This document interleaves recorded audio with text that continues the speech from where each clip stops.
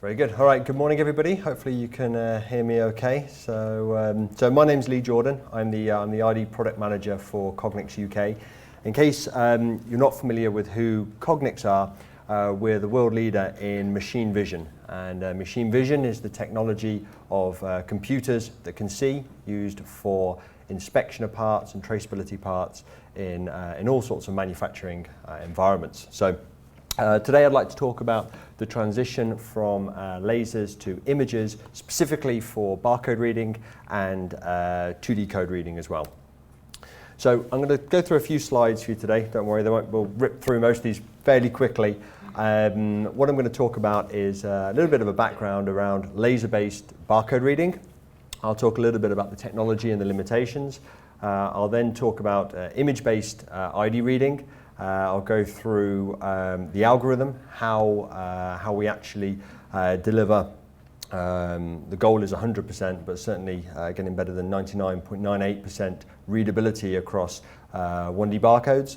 I'll talk a little bit about the transition that we're seeing around manufacturing in an industry from 1D to 2D, so that's from barcoding to 2D code reading, which I'm sure everyone's familiar with today. I'll then go through 10 reasons for why image-based readers are superseding laser-based readers, and then we'll do a summary, and any questions then please do feel free to ask me at the end.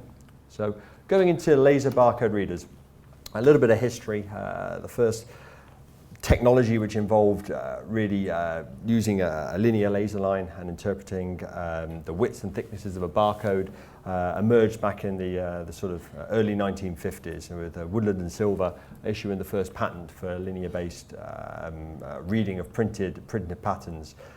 Really the first time barcodes were used, it would have been with Wrigley's spearmint gum. Bit of a trivia question for you there, and that was in a supermarket in Ohio, and that was in 1974.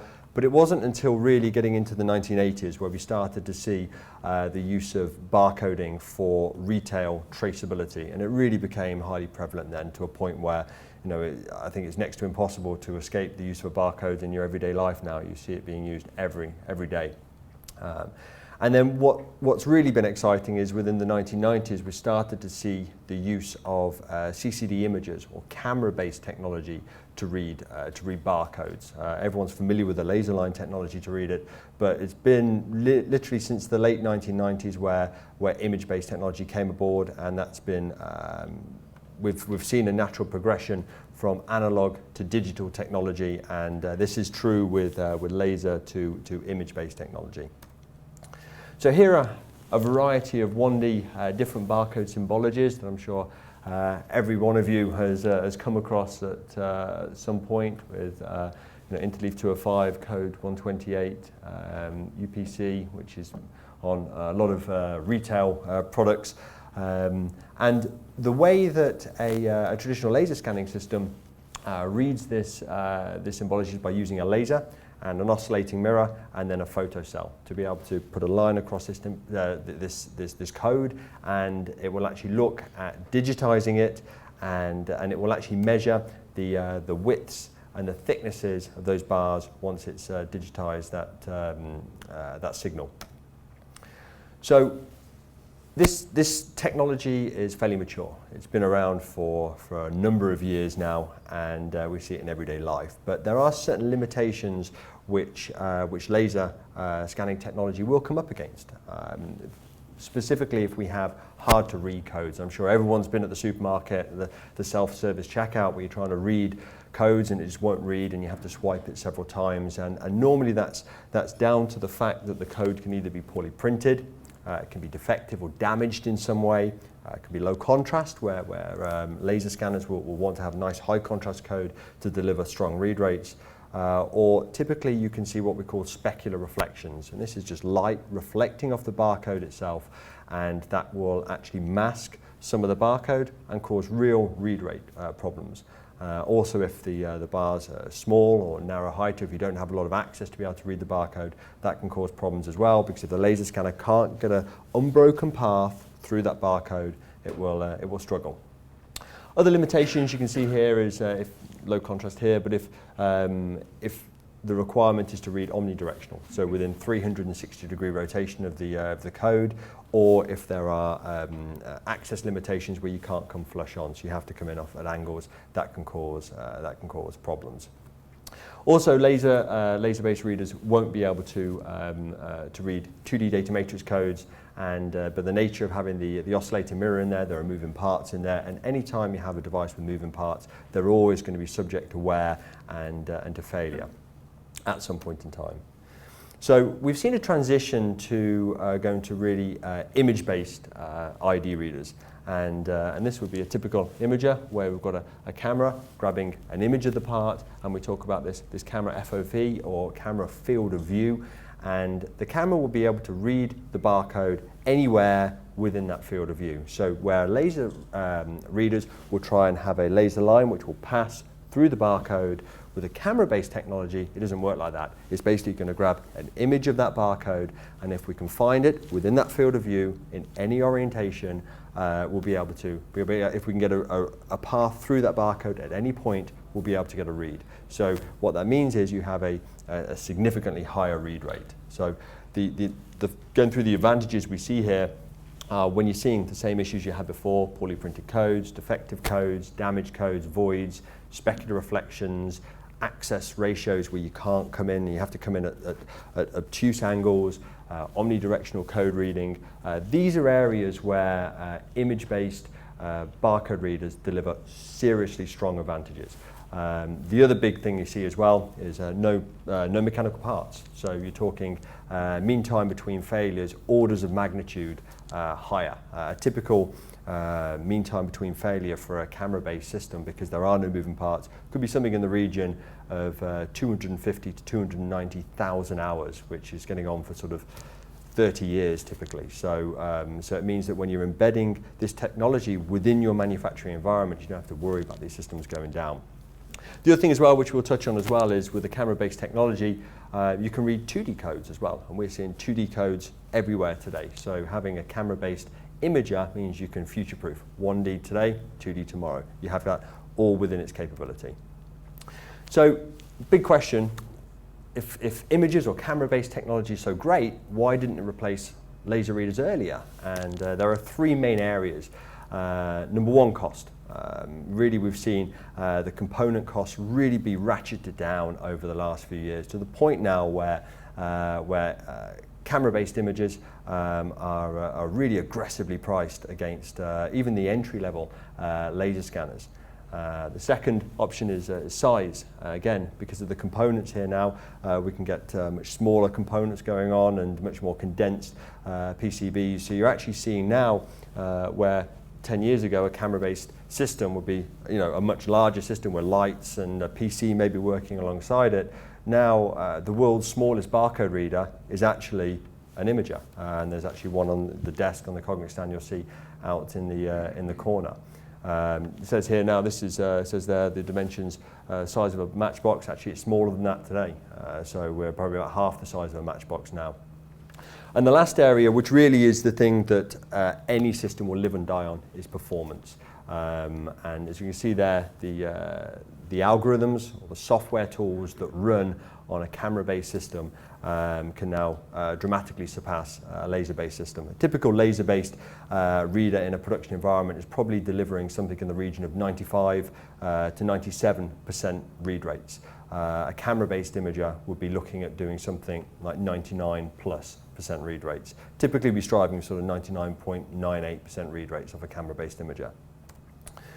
So how does that actually work? And really it comes down to this tool we see here, which is 1D Max. This is the algorithm. And really, as we said before, this is looking at a field of view, and it's looking to find a path at any point through that barcode. So you can see some damaged barcodes there, low contrast, high perspective. And these are the areas where ID Max is really designed to really excel for barcode reading. So things where we have contrast, blur, which can happen if you have vibrational moving parts, quiet zone violations, that's damage to the outside of the barcode. If you have any damage or specularity within the code itself, this is again something. And the reason, the way this works is that fundamentally, the algorithm sees this as a pattern. And if you take that pattern, the barcode pattern looks, it will follow various different rules that are consistent. And by applying those rules, we can effectively find and de-warp and then deconstruct or reconstruct the deconstructed barcode to deliver really strong read rates. And with a laser system, you need to have 80% contrast between the foreground and the background to be able to find it. Typically, with the camera-based system, you can be getting down to 10% contrast and still be able to find that code. So it's a real analog to digital conversion here. So good examples here: noise, specularity, hotspots in the middle of the code, perspective distortion, quiet zones we talked about, uneven illumination. These are typical things you see in a factory floor environment where you're having lighting coming in from different angles, or if you're having twisting of the codes itself and you're going to be getting these catch lights coming off it. These would be areas where an imager will excel at reading these codes. We're also seeing a transition really going on from 1D to 2D codes, and here we can see a Datamatrix code, which is a typical example of a 2D code that is, we see QR codes a lot in marketing, but really in manufacturing, we see a lot of Datamatrix codes being used as the preferred data carrier of choice. Why? You get a lot of information in a very, very small area. You can see here you can have up to over 3,000 numerics and over 2,000 alphanumerics put into a code. The big thing is where a barcode, you're looking for the widths and thicknesses of the bars. With a 2D code, we're not looking for the widths and thicknesses, we're actually looking for presence and absence of cells. So it doesn't matter if the cells are slightly overprinted or slightly underprinted, it will handle that fine. In fact, it can actually tolerate cells being missing. How much? Well, typically you can see up to a quarter of that code can be missing and it will still be able to be read. And you can start to take this is a nice high contrast code. You can actually start to take these codes and you can laser etch them or dot peen them into components. If you lift the bonnet of your car, you'll see on your fuel injectors, your crankshafts, your conrods, your engine blocks, these will all have either laser etched or dot peen 2D codes on them for full traceability within your car. That's pretty much prevalent amongst automotive, pharmaceutical, electronic, aerospace industries, food industry as well. So, and there's an incredible high level of reading accuracy as well there within a 2D code. The bigger the code as well, then the more that actually goes up. When saying bigger, we're talking density of codes. This is probably something like a 2, 4, 6, 8, 10, 12, 14, 16. This is probably an 18 or a 22 by 22 cell matrix. These can easily go up to a 48 by 48 cell matrix, and that can be marked in an area as, with a laser etch code, maybe a 5 mil by 5 mil area. So, you can have a very dense code with a lot of information in a very small area on a printed circuit board or on a component. So with a 2D code, only an image-based system can actually read it. So we're seeing then 2D codes being used throughout the production cycle, from, we call it cradle to grave traceability, from a component being marked with a part through into the sub-assembly, to the major assembly, and then to final assembly. There's a traceability record of, within that part, all the subcomponents that have gone into it, where they've come from, and you could take an individual subcomponent and find its full birth history and find out what processes and what operations it's actually been through. So there's the Datamatrix code within this environment would be an enabler, and it would be an enabler for full traceability within your manufacturing facility. So then to just drop into 10 reasons for why image-based ID readers are coming to prevalent, and I think we've touched on some of these, but the number one reason is performance. These readers have to read, and the goal is to read 100%. If you can read 100% of the codes, then for the most part, that should be the goal. You never have to scrap a good part because you've got a bad barcode on it. That's the goal here. So being able to overcome all these different challenges you see in a typical environment. Number two, mean time between failure. You want to put a system in, you want it to work. If you have a system that keeps going down, keeps breaking, keeps getting damaged, that's not a solution. The systems need to go in and work for a long time as well to be consistent. Again, with an imager, no moving parts. Omnidirectional code reading. So if you've got parts coming down a production line, it doesn't matter where they are in different orientations. It doesn't matter where they are in terms of depth of field. We've put systems in where you've got boxes coming down and we're reading codes on the top of the box, but also on the front face of the box as it comes down a production line. And there, the reader can be mounted up to 85 degrees to the norm and read the codes on the top and the codes on the front face as well. 2D code reading, future-proofing. So the transition from 1D to 2D, we're often seeing a lot of areas where you're seeing 2D as well as 1D, sometimes with human readable as well. So you want to read the text, make sure it's in the Datamatrix code, make sure it's in the 1D barcode. This is something where camera-based technology is doing a great job of. Direct part mark codes as well, dot peening, laser etching codes onto engine blocks, crankshafts, etc. Number 5, reading multiple codes in the field of view. It's technically possible to read up to 128 different codes in one field of view and then output the data accordingly. So if you have a job sheet coming in with different barcodes and 2D codes on that, that's again something you can do with an image-based system. Image archiving. If you've got a manufacturing facility and you're using a laser reader, say you've got totes going around a manufacturing facility, if one of those barcodes doesn't read, all you get is a no read from that laser reader. You don't know why it doesn't read. The benefit of an image-based system is you can archive that image and it's immediately clear. You can have, if you do have failed reads, you can have them sent out to a FTP'd to a site, so you can immediately log on and see exactly why you're getting a no read on the system. Maybe the barcode's not on there. There's no code on it at all. Maybe the code's been torn in half. There's only half a code there. So immediately you can put a control loop in and you can start to take proactive corrective measures about it. With the laser reader, you just can't do that. Easy setup and deployment. The systems are image-based, and as such, if you're talking about large tunnel scanning applications, a typical laser scanning Omni 6-sided box reading system would take many man-hours to set up, because you're kind of setting it up blind. With an image-based system, you get visual display right there, so you can get these systems set up in a couple of hours. Multiple cameras, get the images coming out, you immediately know, is the camera looking in the right position? Is it looking at the right part? Is our triggering working okay? So it's very, very quick to set up and very, very quick to debug and deploy. Barcode quality feedback. I've showed you some examples of some pretty nasty codes there, and you might say, well, you know what? Maybe I don't want to read some of these codes. Maybe these codes are pretty bad and we want to start failing them. Well, with barcode quality feedback, what you can do is you can set a tolerance in there and start to measure how readable that code is. So you might say, I'm going to have an acceptance criteria of, say, 70% or 80%. Anything above that, I'm happy with. Anything less than that, then I need to flag a warning signal up, say maybe we need to start printing a new label out. Maybe we need to redo this and put a new data carrier on there. This you can do with an image-based system, because you can start to measure that readability. So again, you're never having to scrap a good product because you've got a poor barcode on it.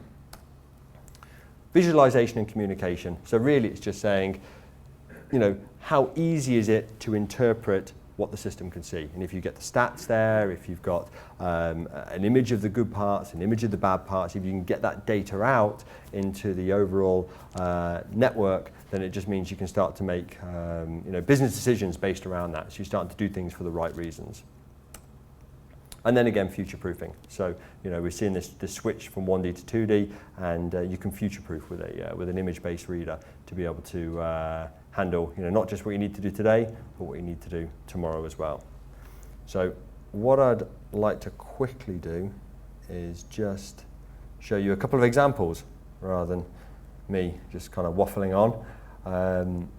So what we've got here is a couple of short videos just showing you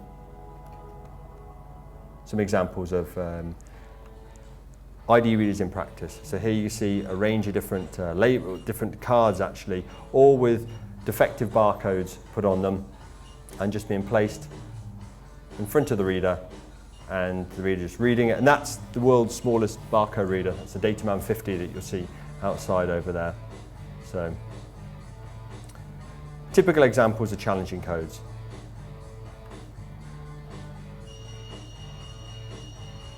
Gives you an idea of the speed of read you can get from a system.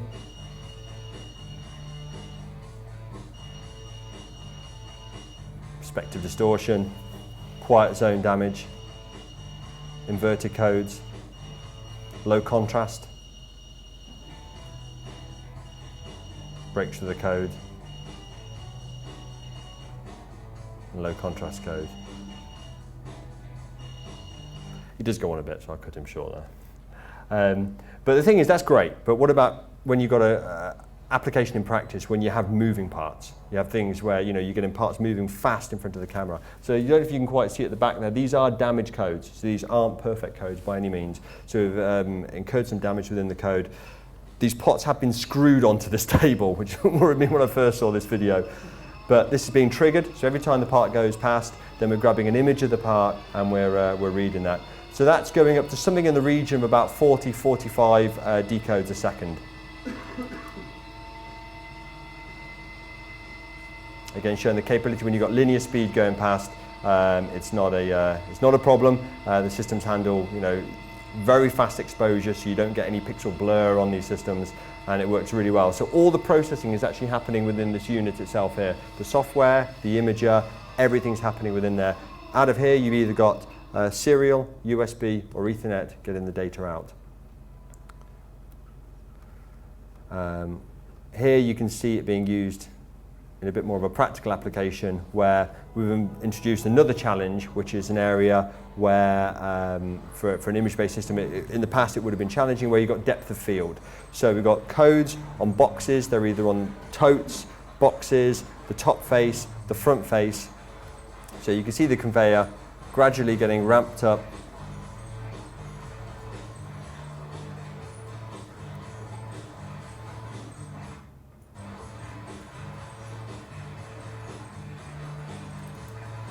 So these are on a loop. There isn't one person chucking them on and someone else grabbing them off the other end. And it's a single camera system, again up here, built-in light, and all the processing happening within the unit itself. And then just FTPing the data out so you can see it on a display.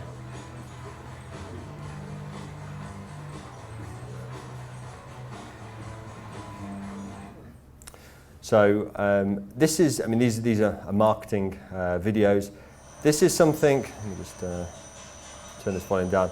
This is an application which we did in practice. This is where a particularly challenging application, I'll play it twice, it's a particularly challenging application where you've got polythene bags with products in these polythene bags, and you don't know what products could be in there. There could be anything from a duvet to a set of earrings. So these bags could be, you could have a very large depth of field, they could be flat, the codes can be twisted, they can be reflective, you can get a lot of distortion. There's a lot of variation that you get here, and this is something that would be nigh and impossible for a laser-based system to be able to deliver the sort of 100% read rates that they're looking for with this system. Every single tray's got either a label in it or a plastic bag in it. Some of the trays you'll see like this one coming around here. The label's actually sat up at about sort of 60 degrees. All these codes are being read. And this is a real-world retail application where we've got two systems working together to be able to handle that level of depth of field. And then lastly, in terms of what can be done with the technology, this is a video which the marketing team tends to get hold of and put a few American sort of cheesy splash screens on. But here what we're looking at is an example of how powerful the reading technology really is. This is without a trigger. This is a Dataman 500 just reading barcodes on the blades of a fan, and the camera just sat up in presentation mode, and every time it reads you get a beep. That's the but the concept is great. I mean, that shows exactly what you can do with this technology.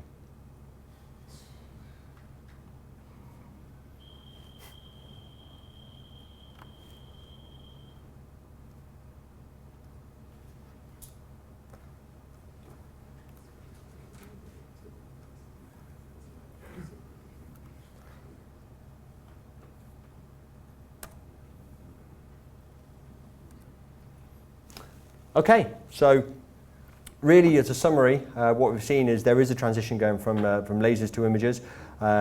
Laser readers still represent a significant portion of the market, but we are seeing them rapidly being replaced by an image-based reader because of the superior read rate, mean time between failure, and future-proofing capability. So if there are any questions, please do let me know, and I'll be happy to do my best to answer them. Okay? Do you mean mobile cameras? Yeah. We do. So we have fixed mount readers, which you've seen there, and we have a range of mobile readers, which actually will read from 1D barcodes, 2D data matrix codes, engine blocks. They can be cabled, and what you can do is they're modular. So you can just take the cable out, put a battery pack in it, and then you've got a completely wireless reader. You can have a USB version. You can replace it with an Ethernet module. Then you're on the Ethernet network.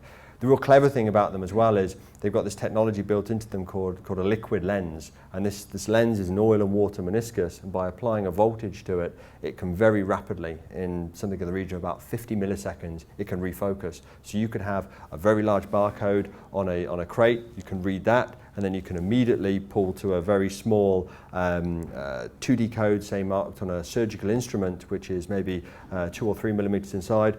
Pull the trigger, it'll refocus, and you'll read that. So you basically got it's a no compromise reader. It's designed to be able to do everything, and it's exactly the same software that runs in that runs in the fixed mount readers. So you know if you've got a handheld operation at the back end in your inventory, if you're getting read rates with the fixed mount reader, you get a read rate with a handheld reader.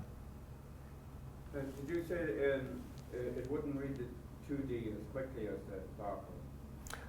Right, so no, the 2D code will read typically the same sort of speeds. An acquisition speed for us would be anything up to, for a typical application, probably 200 milliseconds, but certainly 2D, I've put systems into mailing houses where they have sheet feeders, and you've got 2D codes on utility bills, and they're going through at the rate of up to 3 meters per second.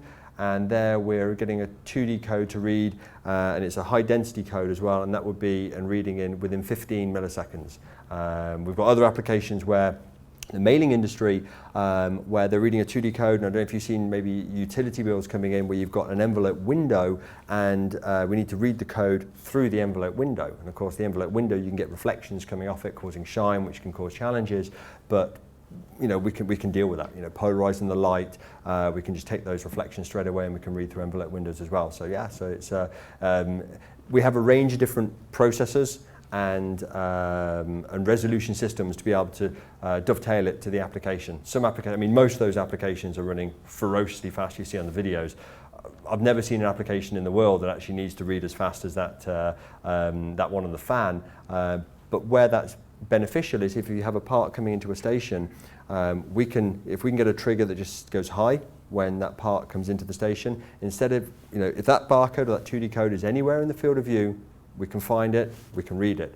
But as the part moves through the field of view, we can also get multiple acquisition attempts as it goes through. So for example, on the one I showed you reading the codes on the polythene bags, we were probably getting something like 30 to 50 different acquisition attempts per product as it went through, and we only need one to read to be able to get it to read. So it's kind of a buckles and braces approach. Any other questions? Okay, thank you for your time.